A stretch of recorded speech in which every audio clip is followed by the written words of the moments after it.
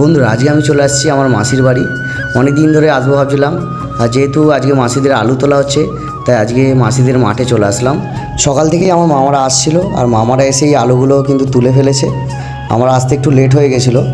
আর দেখুন, মামারা এখানে বসে রেস্ট নিচ্ছে এখন। সব কিন্তু আলু তোলা হয়ে গেছে বস্তায়। বন্ধুরা, এইগুলো যে দেখছেন, এগুলো হচ্ছে সব আলু গাছ। এই জমিগুলো এখনও আলু তোলা বাকি আছে। আর আপনাদের আরেকটা জিনিস দেখাবো। তো এই যে গাছটা দেখাচ্ছি, এই গাছটা বলুন কী গাছ? এই চাষ সচরাচর আমাদের হাওড়ার দিকে হয় না। এটা হলো গম চাষ। এখনও কিন্তু গম পাকেনি।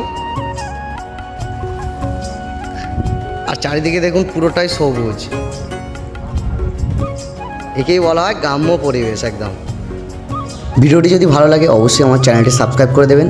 তো দেখা হচ্ছে নতুন একটা ভিডিওতে।